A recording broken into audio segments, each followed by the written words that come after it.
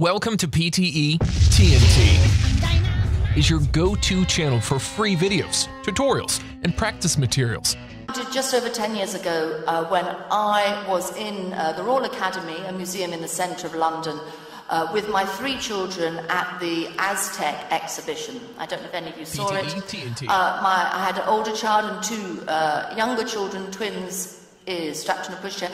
And one of my children, 3 years old, shouted, and I've never denied he shouted, "Monster, monster," at this statue which looked just like a monster. Had snakes for hair, a big beak for a nose, and I thought, this is fantastic. I've got a 3-year-old that's appreciating pre-Hispanic art. How good can it get? So I bent down and I said, yes, it looks just like a monster. PTE TNT. And at that moment, a room warden came over, a gallery assistant came over and said we were being too noisy and threw us out. Wrong family.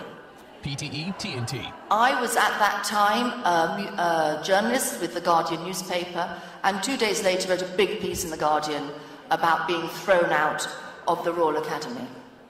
And what was really interesting was by the end of that day, we had at the paper over 500 emails from other families saying, museums aren't working for us. Let's try and make it work. PTE TNT. So that's what we did. In The Guardian, we set up a campaign. We called it the Kids and Museums campaign, but it didn't really exist. It was just a few pages. We ran loads of stories on it. I began touring the country, talking about how to make your museum family-friendly. I was a journalist. I was called in to see the then director of the National Gallery in London. I'll never forget this moment, when he called me in and said, we really like this Kids and Museums campaign.